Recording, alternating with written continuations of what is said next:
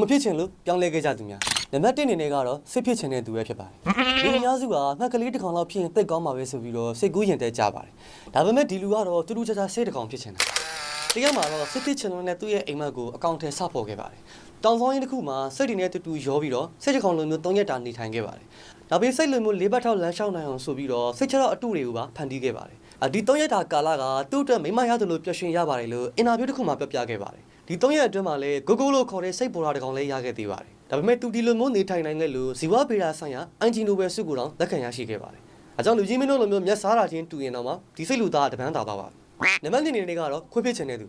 သူကတော့လူစင်စစ်ကနေခွေးတစ်ကောင်လုံးနေထိုင်ရတာကိုဆွဲလန်းသွားတဲ့သူပဲဖြစ်ပါတယ်ခေါင်းရင်းကနေခြေပြားအထိ damation ခွေးတစ်ကောင်လုံးဝစ်ဆင်ပြီးတော့တကယ်ကြီးခွေးတစ်ကောင်လုံးပဲပြစ်မှုလေးရှိပါတယ်လမ်းသွားရင်လည်းခွေးတစ်ကောင်လုံးပဲသွားပြီးတော့ခွေးလိုပဲအမြဲအုံနေတတ်ပါတယ်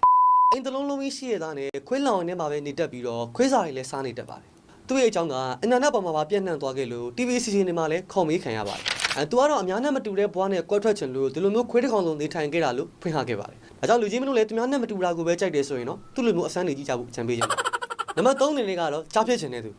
ဒီလူကတော့ကိုကြားနဲ့တူအောင်ဆိုပြီးတော့ plastic surgery ပါလုပ်ခဲ့ပါတယ်ဒီပုံကတော့ကြားပွားမရောက်ခင်ကသူ့ပုံပါဒီပုံမှာဆိုရင်တော့သူကြားဖြစ်သွားပါပြီကြားအထီးဆိုတာကအမနဲ့တော့နည်းနည်းလေးပိုတူတယ်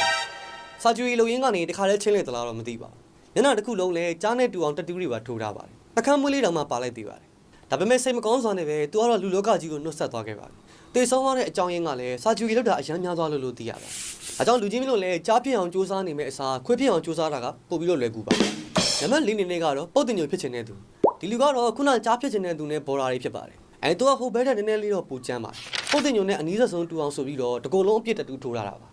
ရှာအောင်နဲ့လက်ခွခွဲထားပြီးတော့ဒီရှာကြီးကိုပဲခဏခဏထုတ်ပြနေလေးရှိပါတယ်သူကဟိုဘဲတဲ့ဘာပူကျန်းတာလဲဆိုတော့ပို့ပြီးတော့နာမည်ကြီးတာပါနာမည်ကြီးရတဲ့အကြောင်းရင်းကလည်းလူထူးဆန်းတိုင်ပွဲတွေအများကြီးရှင်မြိုင်ကြလို့ဖြစ်ပါတယ်ခဏကိုနေပုတ်တင်ညိုနဲ့တူတာမဟုတ်ပဲနဲ့သူ့မှာတခြားတဲလန့်တစ်ခုလည်းရှိပါသေးတယ်အဲ့ဒါကတော့တန်ခွင်းတွေကိုဟိုတယ်ထီထည့်နိုင်တာပါဥပမာနှာခေါင်းထဲထည့်ပြီးတော့ဗစက်ထဲကပြန်ထုတ်ပြတာမျိုးဖြစ်ပါတယ်သူကသူ့ရဲ့ဒီတဲလန့်ကိုအသုံးချပြီးတော့လူထူးဆန်းတိုင်ပွဲတွေကိုအများကြီးဝင်ပြန်ခဲ့ပါတယ်ဒီလိုနည်းနဲ့ပဲသူလည်းနာမည်ရလာခဲ့ပါတယ်သူကတော့သူ့ပေါ်လာနောက်ကိုလိုက်မသွားသေးပါဘူးအခုချိန်ဒီလူလောကမှာရှိနေသေးပါတယ်နံပါတ်5အနေနဲ့ကတော့မမ်မီဖြစ်ချင်တဲ့လူကြောက်ပတီးစီးဘူးတဲ့သူတိုင်းကြောက်ပတီးစီးပြီးနေရတာကဘယ်လောက်ထိအနေခက်တယ်လဲဆိုတာကိုသိမှာပါ